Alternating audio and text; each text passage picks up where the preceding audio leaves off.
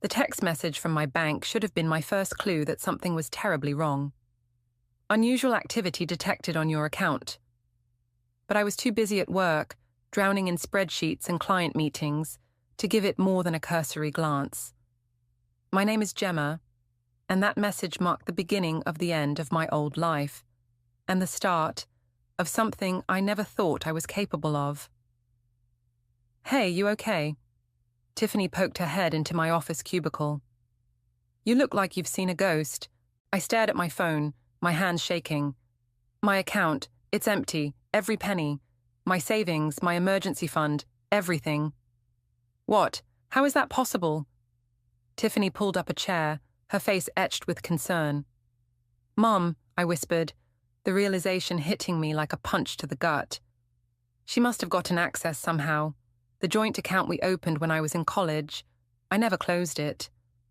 Call her, Tiffany urged, squeezing my shoulder. I did. The call went straight to voicemail. Again. And again.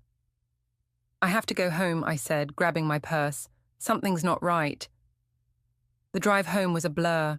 When I pulled into the driveway of our family house, I noticed Mum's car was gone. The front door was locked, but everything inside looked normal, at first. Then I saw the note on the kitchen counter, written in her flowing handwriting. Dearest Gemma, by the time you read this, I'll be overseas.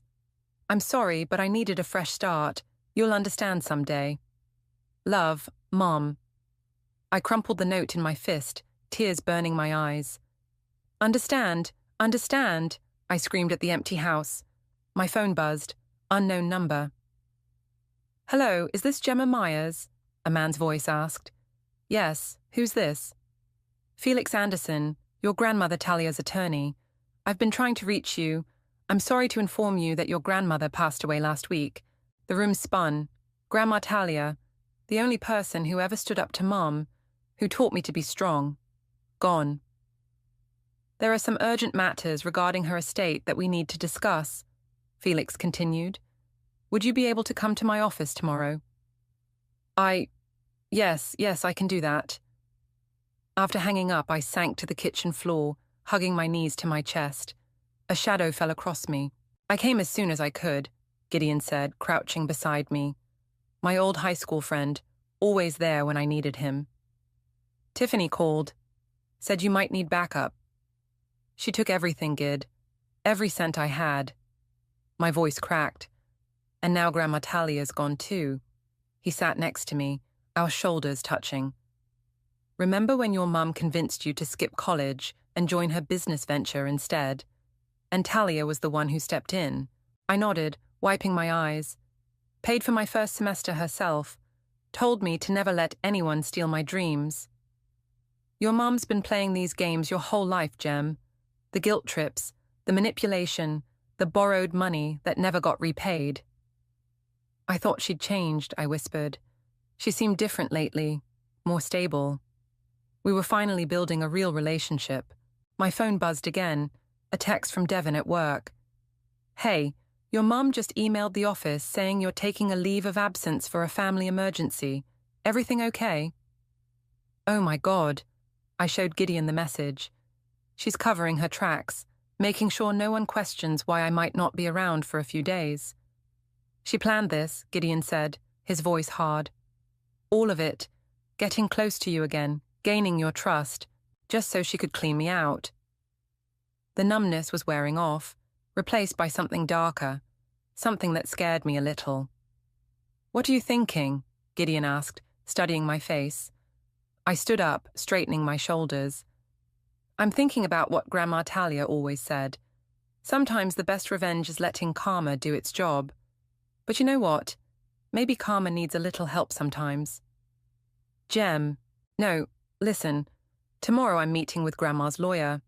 Whatever she left me in her will, it's a start. Mum thinks she's won. She has no idea what's coming.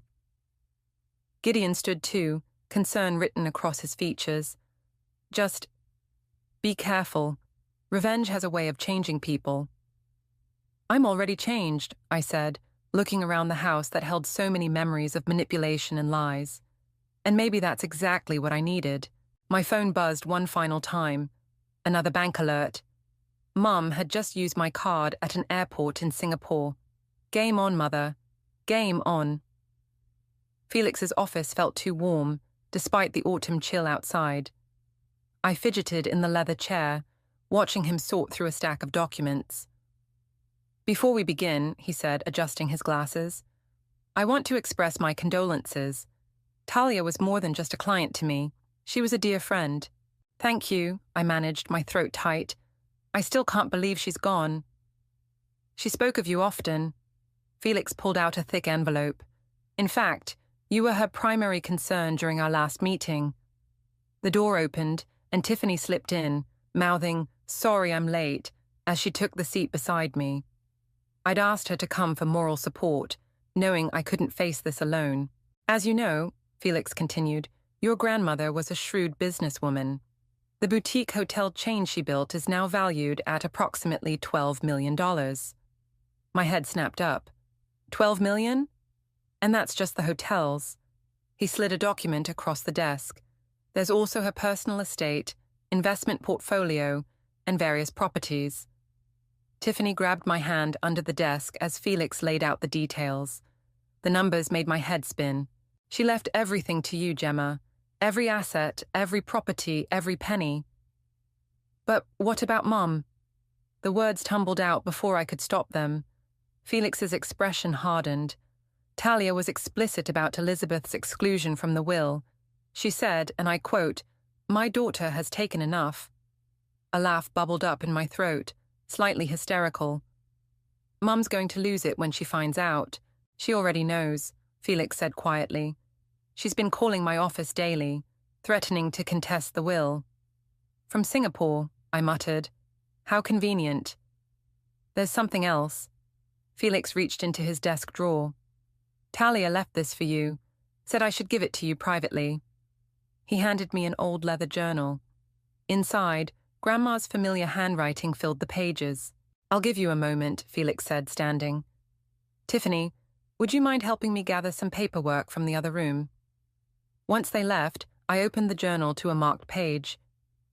My dearest Gemma, if you're reading this, I'm gone. But I've watched you grow into a strong, capable woman, despite Elizabeth's best efforts to keep you dependent on her. The fortune I've left you isn't just money, it's freedom. Use it wisely. And remember, sometimes the best way to deal with a snake is to let it think it's winning, until it can't escape the trap it set for itself. All my love, Grandma Talia. My hands trembled as I closed the journal. The door opened, and Tiffany returned alone. You okay? She asked, sitting beside me. She knew, I whispered. Somehow Grandma knew Mum would try something like this. What are you thinking? Before I could answer, my phone lit up with a notification. An email from Mom. Darling, I know you must be upset, but I had no choice. The opportunity was too good to pass up. Once my investment pays off, I'll pay you back double, I promise. And I heard about your grandmother. I'm so sorry. We should talk about the will. Call me? Love, Mom. She's unbelievable, Tiffany breathed, reading over my shoulder. She steals your money and still thinks she deserves part of the inheritance. I stood up, pacing the office. You know what's crazy? Part of me still wants to believe her. That's how good she is. Even now, she almost has me convinced. So what's the play? A plan was forming in my mind, crystal clear and terrifying. We let her think she's winning. Tell Felix to let it slip that I'm considering sharing the inheritance. Gemma, Mum wants to come home. Fine, let's give her something to come home to. I picked up Grandma's journal. A trap of her own making. Felix returned with a stack of papers. Ready to sign the transfer documents? Actually, I said, sitting down, I have some questions about property management, specifically about making someone think they have access to assets they don't actually control. Felix raised an eyebrow. I assume this has something to do with Elizabeth. Let's just say I'm taking Grandma's advice about handling snakes. As I signed document after document, I felt something shift inside me. The hurt, betrayed daughter was fading, replaced by someone stronger. Someone who'd learned from the best about how to play the long game. "One more thing," Felix said as we finished. "Your grandmother left instructions about the master suite at the main house. Said you'd know what to do with it when the time came." I smiled, remembering the room Mum had always coveted but Grandma never let her use. "Oh, I know exactly what to do with it. Mum's going to love it, right up until she doesn't." "You're going to let her stay in the master suite?" Tiffany nearly choked on her coffee. We were sitting in my new office, at the hotel's headquarters, surrounded by boxes I hadn't unpacked yet. "The same woman who just cleaned out your bank account. That's exactly why it's perfect." I pulled up the security camera feed on my laptop, showing the luxurious room. Grandma had cameras installed everywhere after Mom's last attempt to borrow her jewelry. "Devious," Tiffany grinned. "I like it." A knock at the door interrupted us. Gideon walked in, carrying a stack of files. "Your mother's been busy," he said, dropping them on my desk. I had my friend at the bank pull her transaction history. I flipped through the papers, my jaw tightening. First-class tickets, luxury hotels, shopping sprees. She's burning through my savings like it's nothing. "There's more," Gideon said, pointing to a highlighted entry. "She's been making calls to real estate agents here in town. She's planning to come back." "Sooner than you think," I said, turning my laptop around to show them an email I'd just received. "Dearest Gemma, I've had time to think about my actions, and I realize I've made terrible mistakes. I'm coming home next week. I know I don't deserve your forgiveness, but I hope we can talk. I heard you've inherited Talia's estate. Perhaps we could discuss it over dinner. Love, Mom." "Wow," Tiffany said. "She's not even trying to hide her intentions." "Perfect." I opened my calendar. Time to set the stage. "Gideon, can you help me with something?" He raised an eyebrow. "Depends. Is it legal?" "Mostly." I smiled. "I need you to pick Mom up from the airport next week. Make it seem like I'm too busy with the hotels to come myself. And then bring her to the house," Tiffany caught on, "where everything will be set up just the way she expects. Rich daughter, ready to be manipulated again." "Exactly." I pulled out Grandma's journal. "But first, we need to make some changes to the master suite. Over the next week, we transformed the room into a perfect trap. Every luxury item was catalogued and photographed. Every drawer had a hidden camera. Every safe was rigged to record when it was opened." "The tracking software is installed," Devon announced, closing his laptop. I'd brought him in for his IT expertise, swearing him to secrecy. "Any email she sends or receives from the house network will be forwarded to you." "You're scary good at this," Gideon observed, watching me arrange expensive-looking costume jewelry in the suite safe. "I learned from the best," I said, thinking of all the times I'd watched Mom manipulate people. "She taught me everything I know about deception. Time to show her what a good student I've been." My phone buzzed. A text from Felix. "Elizabeth's lawyer called. She's withdrawing her challenge to the will." "Of course she is," Tiffany said, reading over my shoulder. "Why fight for crumbs when she thinks she can get the whole cake?" That evening, as we finished the preparations, Gideon pulled me aside. "Are you sure about this? It's not too late to back out." I looked around the room that would become Mom's gilded cage. "You know what she said when I got into college? Why waste time studying when you could be helping me with my business? She convinced me to give her my tuition money. If Grandma hadn't stepped in—" "I remember," he said softly. "You were a mess that year. She's never faced consequences, Gid. Not real ones. She just moves on to her next target, her next scheme. Not this time." My phone chimed with a flight confirmation. Mom would land tomorrow morning. "Places everyone," I announced. "Time for the final touches." We worked late into the night, setting up the last details. A closet full of designer clothes, all tagged with security sensors. A jewelry box filled with pieces that would test her self-control. Bank statements accidentally left visible on the desk, showing accounts she'd never be able to access. "One last thing," I said, placing Grandma's old silver mirror on the vanity. Mom had always coveted it, tried to steal it twice. Now it would serve as the perfect bait. As everyone left, Tiffany hugged me tight. You know she's going to try to turn this around on you, right? Make you feel guilty. I'm counting on it. I locked the suite door. That's how I know the plan will work. Mom can't resist playing the victim, right up until she goes for the kill. Later, alone in my apartment, I watched the security feeds one last time. Everything was perfect, every detail calculated to appeal to Mom's greed and manipulation. Game on, Mother, I whispered to the empty room. Let's see how you like being the one who's played. I watched through the security feed as Gideon's car pulled into the driveway. Mom stepped out, looking exactly as I remembered. Designer sunglasses, perfectly styled hair, and an expression of practiced remorse. Showtime, I muttered, heading downstairs to meet her. The front door opened. Gemma, darling. Mom rushed forward, arms outstretched. She smelled of expensive perfume and false promises. I let her hug me, keeping my arms loose at my sides. Welcome back, Mom. Oh, sweetheart, I've missed you so much. She pulled back, tears glistening. I know what I did was unforgivable, but I was desperate. If you'll just let me explain. Not now, I cut her off, watching Gideon bring in her luggage. You must be tired from your flight. Let me show you to your room. Her eyes lit up as we climbed the stairs. The master suite, but that was always Talia's. It's mine now, I said, unlocking the door, and I want you to have it.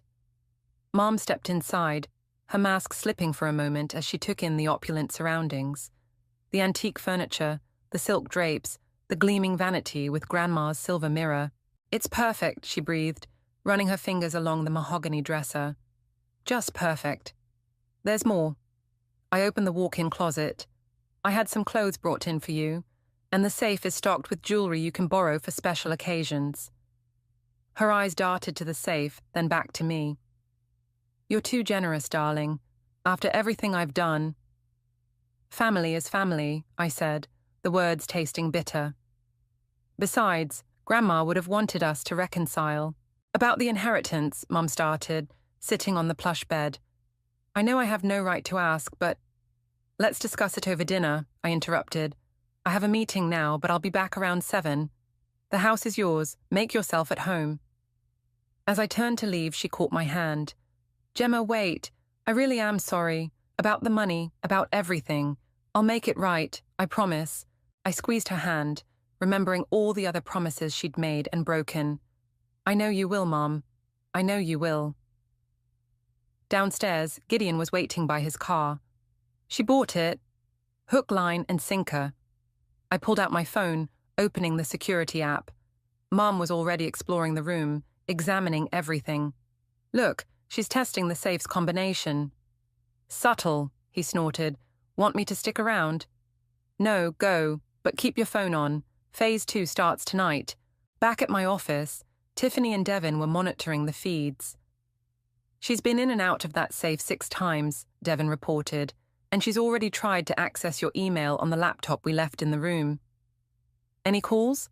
I asked, settling behind my desk. 3, Tiffany said. All to her old real estate agent. Looks like she's planning to stay. Perfect. I pulled up the fake bank statements we'd prepared. Time to give her something to really think about.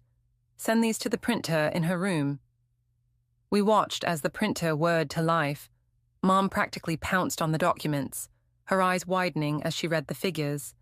God, she's not even trying to hide her greed, Tiffany muttered. She thinks she doesn't have to, I said.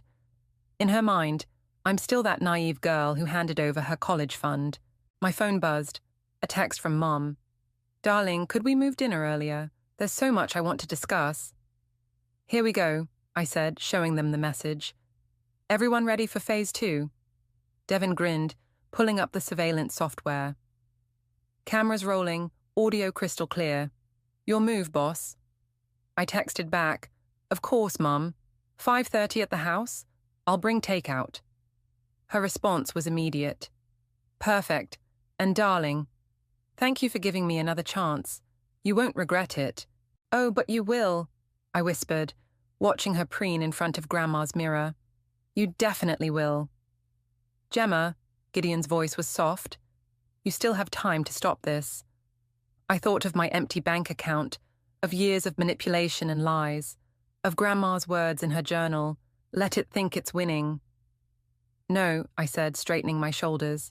She needs to learn. Sometimes the hardest lessons come from the people we've hurt the most. On the screen, Mum was already plotting her next move, unaware that every gesture, every word, every scheme was being recorded.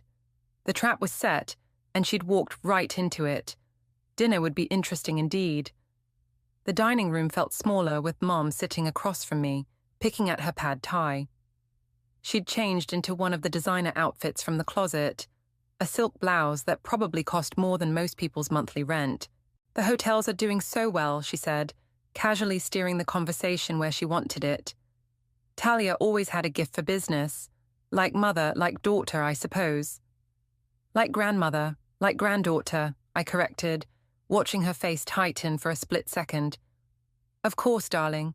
Though, I did learn quite a bit about hotel management during my time abroad. If you ever need help, my phone buzzed, a text from Devin. She's been Googling how to transfer property titles between family members. Actually, I said, setting down my fork, I could use your help with something. The Richardson account needs attention, and I'm swamped. Mum's eyes lit up. The Richardson account. One of our biggest clients. The paperwork's in my study. Want to take a look? She practically jumped from her chair. Lead the way, darling. In the study, I pulled up fake financial documents on my laptop. Mom leaned over my shoulder, her perfume almost suffocating. See these figures? I pointed to inflated numbers. They're interested in expanding their partnership. Fascinating, she breathed, already calculating percentages in her head. With my experience... A crash from upstairs interrupted her. We both looked up. Probably just the wind, I said, hiding my smile. Right on schedule, Gideon. I should check my window, Mom said quickly. I think I left it open. Of course, take your time. The moment she left, I pulled up the security feed on my phone. Mom rushed into the master suite, making a beeline for Grandma's silver mirror. She ran her hands along the frame, finding the hidden compartment we'd planted. Got you, I whispered as she pulled out the fake documents we'd stashed there. Confidential hotel contracts, showing massive upcoming deals. My phone buzzed again. Tiffany this time. Your mother just tried to email photos of the contracts to someone, caught in our filter. Perfect. Mom returned looking flushed but triumphant. Everything's fine upstairs. Now about the Richardson account. Actually, I'm feeling tired. I faked a yawn. Rain check. Of course, darling. You work too hard. She kissed my cheek. I think I'll make some calls. Catch up with old friends. Old friends like Marcus? I asked innocently, naming her former partner in crime. She froze for a microsecond. I haven't spoken to Marcus in years. Funny because he called the office today. Something about a business proposition. Mum's mask slipped slightly. Did he? Well, I'm sure it's nothing important. Later that night in my apartment, I watched the security feeds with Gideon. Mum was making call after call, her excitement barely contained. She's already trying to set up meetings with potential investors, Gideon said, scrolling through her intercepted emails, using the fake contracts as bait. Just like she did in Singapore. I leaned back, exhausted. Same script, different players. Gemma, Gideon touched my arm. I saw how you flinched when she hugged you. This is taking a toll. I'm fine. No, you're not. You're turning into her. The words hit like a slap. I am nothing like her. No, setting elaborate traps, playing mind games. What happens when this is over? She needs to learn. But at what cost to you? He turned my chair to face him. I've known you since high school, Gem. This isn't you. Before I could respond, my phone lit up with an alert. Mom was in the study trying to access my computer. I have to go, I said, standing. Gemma, wait. Gideon caught my hand. Just remember who you are. Don't let revenge change that. I pulled away, but his words followed me down to my car. On the drive to the house, I thought about Grandma's journal, about karma and consequences. Mom was back in her room when I arrived, looking innocent as a lamb.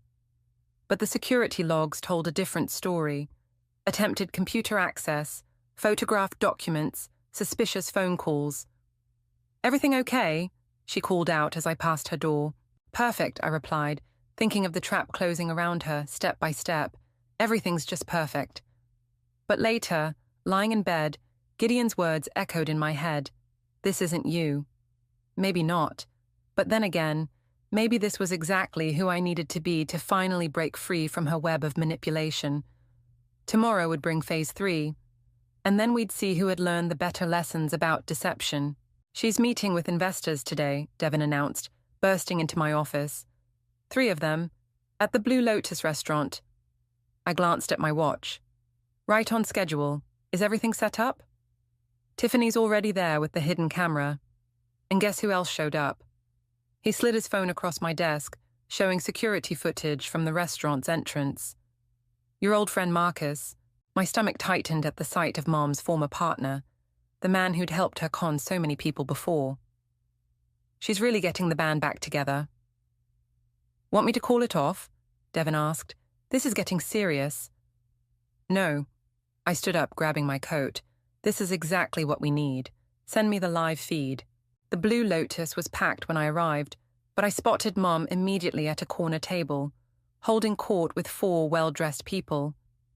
Marcus sat beside her, looking exactly as sleazy as I remembered. "Table for 1?" the hostess asked. "Actually, I'm meeting someone."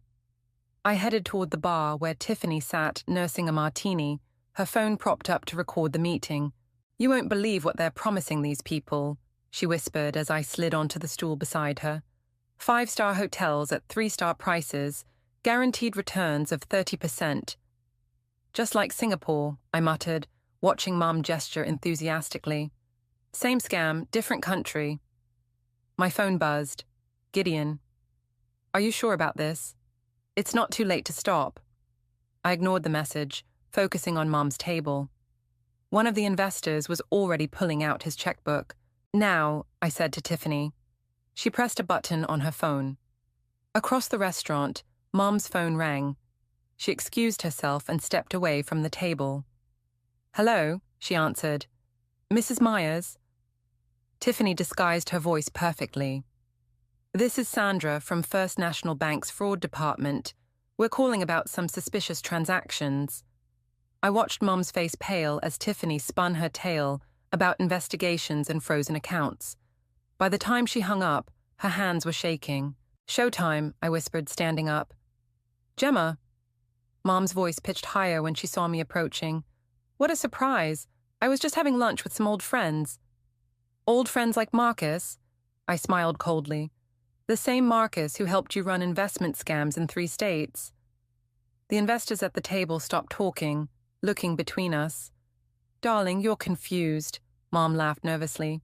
"We were just discussing some potential business opportunities, like the fake contracts you stole from my study."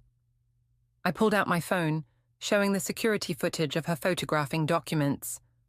"Or maybe the forged signatures you've been practicing." Marcus stood up quickly.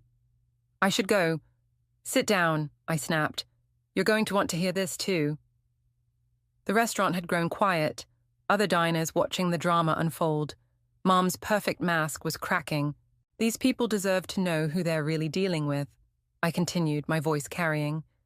"Should I tell them about Singapore, about the millions you stole, or about how you cleaned out your own daughter's bank account just last week?" "That's not. I was going to pay it back," Mom stammered. "Like you paid back the others? The families you destroyed? The lives you ruined?" One of the investors stood up, gathering his papers. "I think we're done here." "Wait!" Mom grabbed his arm. "I can explain everything." But they were already leaving, muttering about calling their lawyers. Marcus tried to slip away, but Tiffany blocked his path. "The police would love to chat with you too," she said sweetly. "They're right outside." Mom collapsed into her chair, her carefully constructed world crumbling. "Why?" she whispered. "Why would you do this to me? Why?" I leaned close, letting her see all the years of pain and betrayal in my eyes. "Because you taught me well, Mother. You taught me that family means nothing when there's money to be made. You taught me that trust is just another tool for manipulation. I'm your mother. No, I cut her off. You're a con artist who happened to give birth to me. And now everyone knows it. As if on cue, 2 police officers entered the restaurant. Mum's eyes darted around, looking for escape routes. Don't worry, I said, stepping back. They're not here for you. Yet. Consider this a preview of coming attractions. I turned to leave, but her voice stopped me. I really was going to pay you back this time, she said softly. I really was trying to change. For a moment, I almost believed her. Almost fell for the trembling lip, the tears, the perfect performance of a repentant mother. Almost. Goodbye, Mom, I said, walking away. Enjoy the master suite while you can. The real show hasn't even started yet. The security feed showed Mom pacing in the master suite, making frantic phone calls. It had been 3 days since the restaurant incident, and her world was collapsing piece by piece. Another investor filed a police report, Tiffany announced, walking into my office. That makes 4. And Marcus? I asked, not looking away from the screen, singing like a canary. Turns out he kept records of everything, including Singapore. My phone lit up with Mum's 20th call attempt of the day. This time I answered. Gemma, please, she started, her voice cracking. We need to talk. Come to my office, 1 hour. I hung up and texted Gideon. It's time. Mum arrived exactly on time, wearing the same designer outfit from her first day back. But now it looked rumpled, like she'd slept in it. Sit, I said, gesturing to the chair across from my desk. Darling, I know you're angry. Angry? I laughed, pulling out a folder. Let's talk about angry. Here's a statement from your Singapore victims. A family of 5 who lost everything. The father had a heart attack when he discovered what you'd done. She flinched. I didn't know. Or how about this? I pulled out another document. The elderly couple in Miami who had to sell their home. Or the single mom in Chicago who lost her children's college fund. Stop, she whispered. Why? Isn't this what you wanted to discuss? Your greatest hits. I spread the papers across the desk. And let's not forget your latest masterpiece, stealing from your own daughter. I was desperate. The investment opportunity was a scam, I finished. Just like everything else in your life. She stood up, pacing. What do you want from me, Gemma? An apology? Fine, I'm sorry for everything. No, you're sorry you got caught. I pressed a button on my phone, and the office TV flickered to life, showing security footage from the master suite. Sorry I recorded every phone call, every meeting, every attempt to set up new cons. Mum's face went white. You've been watching me, learning from the best, I smiled. Isn't that what you always wanted? For me to follow in your footsteps? The police already have copies of everything, along with statements from your old victims, Marcus's records, and evidence of your latest attempted scams. She collapsed back into the chair. Why? I'm your mother. Exactly. You were supposed to protect me, nurture me. Instead, you taught me that love is just another tool for manipulation. I stood up, walking around the desk. But Grandma taught me something too. About karma, about consequences. What are you going to do? I handed her an envelope. Inside is a one-way ticket to a small town in Montana. There's also enough money for 6 months' rent on a modest apartment. Montana? She looked horrified. But my life is here. Your life of cons is over. Take the ticket, disappear, start fresh, or don't, and I'll release everything to the media. Your choice. You wouldn't. I pulled out my phone, showing her the draft email to every major news outlet. Try me. Tears rolled down her face, real ones this time, not the calculated drop she usually deployed. I really did love you in my own way. I know. That's why I'm giving you a chance to walk away, more than you gave your other victims. The office door opened and Gideon walked in. Car's ready. Mum looked between us, clutching the envelope. When? Now. Gideon will drive you to the airport. She stood shakily, then reached for her designer purse. That stays, I said, along with everything else from the master suite. You start fresh, or not at all. For a moment I saw the real her, the scared woman behind the confident facade. She stepped toward me, arms raising for a hug, but I stepped back. Goodbye, Mum. She nodded once, tears still falling, and followed Gideon out. Tiffany came in after they left, holding 2 glasses of wine. You okay? I took a glass, watching through the window as Gideon's car pulled away. Did I just become her, using her own tricks against her? No, Tiffany said firmly. You gave her a chance to start over. That's more than she ever gave anyone else. My phone buzzed, a text from Gideon. She's in the car, still crying, real tears. It's really over, I whispered. Not quite, Tiffany said, pulling out Grandma's journal. There's still one more page you haven't read. I opened it to the marked page, seeing Grandma's familiar handwriting one last time. Remember, my dear, revenge might satisfy for a moment, but forgiveness liberates forever. The choice is yours. I closed the journal, thinking about Mum's tears, about karma and consequences, about the thin line between justice and vengeance. The choice was mine, but what would I choose? The small cafe in Montana looked exactly like it did in the surveillance photos. Through the window, I watched Mum wipe down tables, her designer clothes replaced by a simple black uniform. You sure about this? Gideon asked from the driver's seat.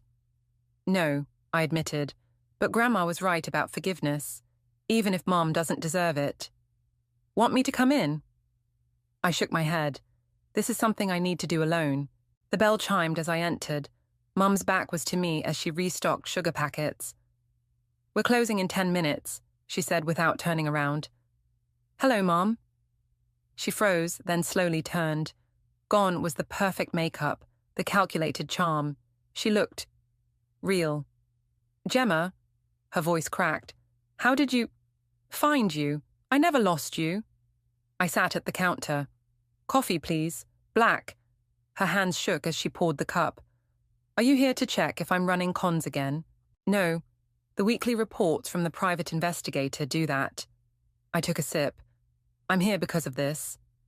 I pulled out an envelope and slid it across the counter. Inside were dozens of letters, all addressed to me, all returned unopened. You got them, she whispered, all 23. I just couldn't read them. Until yesterday. Mum gripped the counter. And I believe you, about wanting to change, about being sorry. I pulled out another envelope. So I brought you something. She opened it carefully, gasping when she saw the contents. Grandma's silver mirror. The real one this time, not the replica from the master suite. Why? Because healing has to start somewhere. I met her eyes. But there are conditions. She sat down heavily. Of course. First, you stay here. Keep working. Keep building an honest life. I pulled out a folder. Second, you help me make things right with your victims, starting with the family in Singapore. How? I've set up a restitution fund from the hotel profits. You'll contribute 20% of your salary. It won't fix everything, but it's a start. Tears welled in her eyes. Genuine ones, like at the office that day. And what about us? That's the third condition. I took a deep breath. Complete honesty. No more cons, no more manipulation. Just truth. Even if it hurts. Especially then. She touched the mirror gently. Did I ever tell you why I started running cons? No. Your father. She paused. He left us with nothing. I was 22, with a baby and empty bank accounts. I promised myself no one would ever make me feel that helpless again. So you made others feel helpless instead. She flinched. Yes, and somewhere along the way I forgot the difference between protecting myself and hurting others, including you. The cafe's lights flickered. Closing time. I have to go, I said, standing, but I'll be back next month, if you want. To check on me. To have coffee. To talk. To try. She came around the counter, stopping just short of reaching for me. I don't deserve a second chance. No, I agreed, but I deserve the chance to heal. And maybe this is how it starts. I walked to the door, then turned back. Oh, and Mom, happy birthday. Her hand flew to her mouth. You remembered. I remember everything. The good and the bad. That's what makes this so hard and so important. Outside, Gideon was waiting. How'd it go? I looked back through the window. Mom was holding Grandma's mirror, crying quietly. She's different, I said. Really different. People can change, he said softly, if they want to badly enough. My phone buzzed. A text from Tiffany. Did you give her the mirror? Yes, I typed back. And maybe something more important, a chance. As we drove away, I thought about Grandma's last words in her journal. About karma and consequences, yes, but also about choice. About choosing to break cycles instead of perpetuating them. You know, Gideon said as we hit the highway, your grandmother would be proud of sending Mum into exile, of giving her a path to redemption. That's more than she gave herself. I touched my pocket, feeling the single letter I'd kept, Mum's latest one, describing her first honest paycheck, her small apartment, her attempts to make amends. Maybe revenge wasn't about destroying someone. Maybe sometimes it was about forcing them to face themselves, to change, to grow. And maybe, just maybe, that change could heal us both. Let's go home, I said, watching the cafe disappear in the rearview mirror. We've got work to do. The restitution fund wouldn't build itself, and somewhere in Singapore, a family was about to receive an unexpected letter of apology, along with the first of many payments toward making things right. It wasn't a perfect ending, but it was a beginning. But it was a beginning. But it was a beginning. But it was a beginning. But it was a beginning.